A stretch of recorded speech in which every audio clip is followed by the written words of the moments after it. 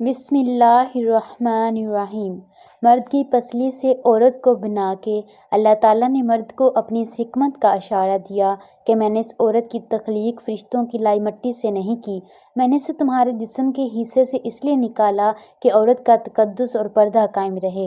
فرشتوں کو بھی خبر نہ ہونے پائی کہ زمین کی لائی ہوئی کس مٹی سے عورت کی تخلیق ہوئی، یعنی عورت کے تقدس کی حد تو دیکھیے کہ فرشتوں سے بھی اس کی بناوٹ کا پردہ لازمی قرار دیا گیا، اور پہلی عورت اس مرد کی پسلی سے نکلی جس کی وہ منکوحہ کہلائی۔ اب بات آتی ہے کہ پسلی کی۔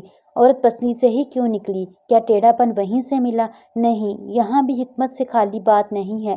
انسانی جسم میں دل اور بہت سے نازک حصے پسلی کے پیچھے چھپے ہوئے ہیں، یعنی پسلی ایک ڈھال ہے وہ نازک حصوں کے لیے۔ تو اللہ پاک نے عورت کو پسلی سے نکال کے یہ نہیں بتایا کہ عورت میں ٹیڑھا پن ہے، بلکہ اس عورت کو پسلی کی تخلیق کر کے یہ بات سمجھا دی کہ عورت وقت پڑنے پر ڈھال بھی بن سکتی ہے۔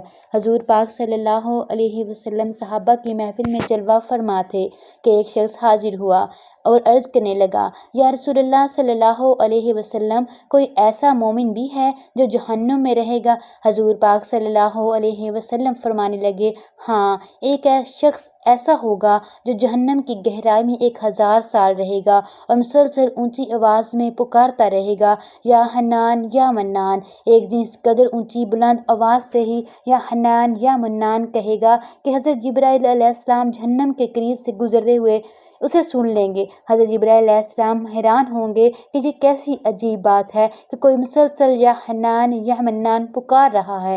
حضرت جبرائیل علیہ السلام عرش کے سامنے حاضر ہوں گے اور سر سجدے میں رکھ کر حضور کی تسبیح بیان کریں گے۔ اللہ فرمائے گا، اے جبرائیل علیہ السلام، سر اٹھاؤ۔ جیسے ہی حضرت جبرائیل علیہ السلام سر اٹھائیں گے تو اللہ فرمائے گا کہ بتاؤ جبرائیل علیہ السلام، کیا عجیب دیکھا آج تم نے؟ حضرت جبرائیل علیہ السلام عرض کریں گے، اے ہمارے رب، میں نے جہنم سے آتی ہوئی ایک آواز سنی ہے جو کہ گہرے گڑھے سے لگ رہی تھی، کوئی پکار رہا تھا یا حنان یا منان۔ اللہ فرمائے گا، اے جبرائیل علیہ السلام، جہنم کی دوڑ کا مالک پاس جاؤ، اسے کہو کہ جو بندہ یا حنان یا منان کی صدا لگا رہا ہے اسے جہنم سے نکال کر تمہارے حوالے کر دے، پھر اسے میرے پاس لے آؤ۔ حضرت جبرائیل علیہ السلام جہنم کے دروازے پر تشریف لے جائیں گے، دروازے پر دستک دیں گے، مالک باہر آئیں گے۔ حضرت جبرائیل علیہ السلام انہیں اللہ پاک کا حکم سنائیں گے، حکم سن کر مالک جہنم کے اندر جائیں گے۔ حضرت محمد صلی اللہ علیہ وسلم نے فرمایا، جیسے ماں اپنے بچوں کو پہچانتی ہے، مالک اب ایسے جہنم کو پہچانتے ہیں۔ اس کے باوجود آپ یا حنان یا منان کہنے والے شخص کو تلاش نہیں کر پائیں گے، باہر تشریف لائیں گے۔ حضرت جبرائیل علیہ السلام سے عرض کریں گے، اے جبرائیل، جہنم نے گہرا سانس لیا ہے، اس لیے کون سی چیز بدتر ہے، کون سی چیز لوہا ہے اور کون انسان ہے، اس کی پہچان نہیں ہو رہی۔ حضرت جبرائیل علیہ السلام پھر اللہ کی بارگاہ میں سجدہ کریں گے۔ اللہ پاک ارشاد فرمائے گا، اے جبرائیل علیہ السلام، سر اٹھاؤ، تم حنان یا منان کہنے والے کو کیوں نہیں لائے؟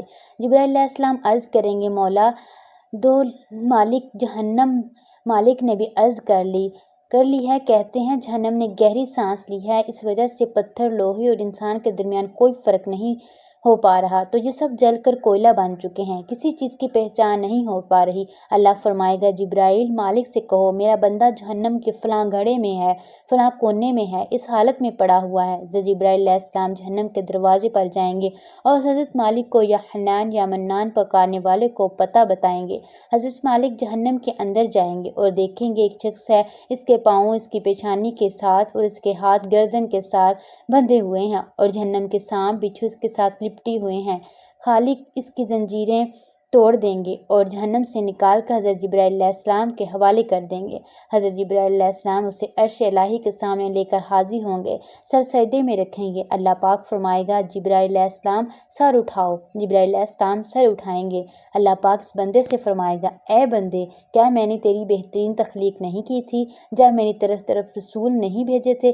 کیا میرے رسولوں نے تمہیں میری کتاب نہیں سنائی تھی؟ یا میرے رسولوں نے تمہیں نیکی کا حکم نہیں دیا تھا؟ کیا تجھے برائی سے منع نہیں کیا تھا؟